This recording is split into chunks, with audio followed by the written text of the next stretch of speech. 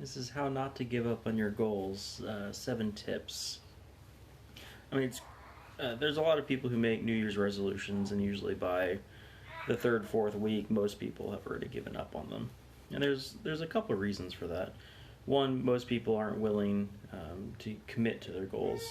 Uh, when people make the original word of making a decision is you're literally cutting off all access to the other way of doing things.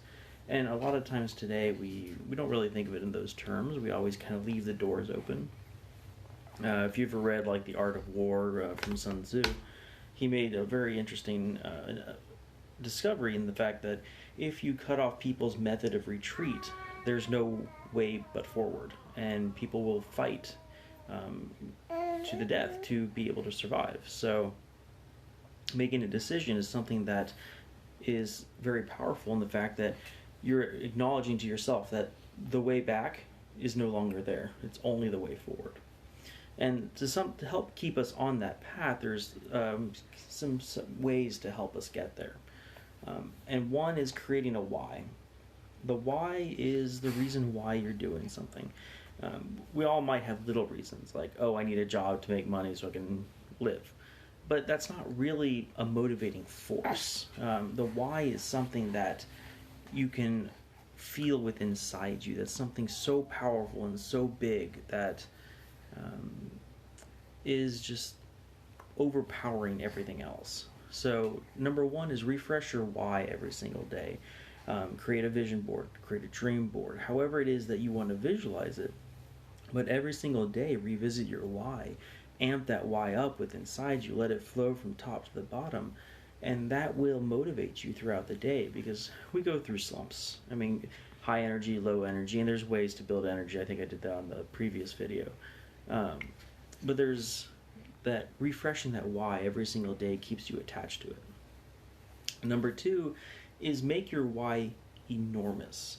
Your why, the size of your why, if it can dwarf your challenges, then the challenges become nothing. It's just another thing to overcome along your path to success, because your why is so large that it's just a bump in the road comparatively. Whereas if your why is, say, making it to the mailbox, right? And for some people that is a huge why.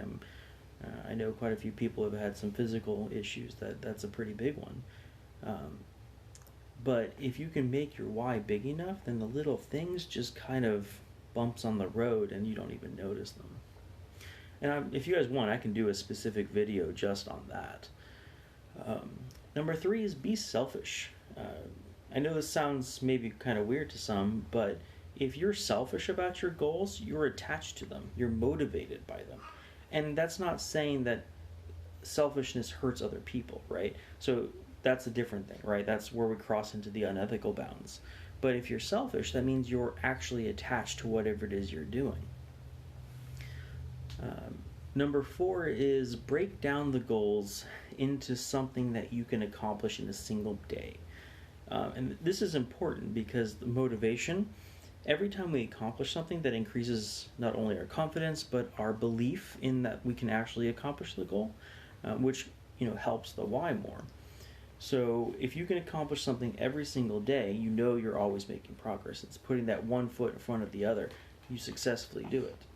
There's a great commencement speech by, I believe it was a Navy SEAL at the University of Texas. I'm drawing a blank on his name at the moment, but he has said, make your bed every day, because at the end of the day, you accomplish something. It's the first thing you do. You accomplish something right as you get up, and you're coming home to a nicely made bed. So no matter how bad the day went, there's something positive waiting for you. Same thing with breaking down your goals into bite-sized pieces. At the end of the day, you've accomplished something, and tomorrow's the next day. You have the energy to go forth and create. The next one is find a mentor. Find somebody who's had the success that you're looking for, be it in life, in spirituality, be it relationships, whatever it is. Find someone who is currently being successful and learn from them. Either remote mentor, like reading their autobiography, reading their books, finding their blogs or their podcasts, whatever it may be. Or if you can actually get in touch with them and maybe get that one-on-one mentorship or group mentorship. With mentors, that just speeds up the process many folds. And then follow the process of learn, do, teach. When we're learning something and we know we have to teach it later, we're going to spend more energy on retaining that information, and we're immediately taking action after we go learn that thing. This not only creates more learning, you're helping others in the process, which gives you more credibility, but also you are taking immediate action, and consistency is one of the greatest things towards success. And then work on yourself. Almost all challenges, I would say in the order of 80%, are in here or in here. Internal limitations. Find a book that helps over that process, or find coaches that can help you through that in the space particularly of like hypnosis, natural language processing, meridian tapping, things like that. These are very wonderful paradigms to help people get through their internal limitations. And I'm more than happy to help around that if you guys are interested in learning more. It's something I'd love to do too. But I hope this helps. There's a quote that kind of made a lasting impression on me. It's, "The richest place is the grave." And that's because so many people go their entire lives without fulfilling their dreams, and they take it to the grave, which is where the expression comes from. Whereas, if you think about how amazing, or more amazing this world would be if everybody fulfilled their dreams. So guys, I'll leave you with that.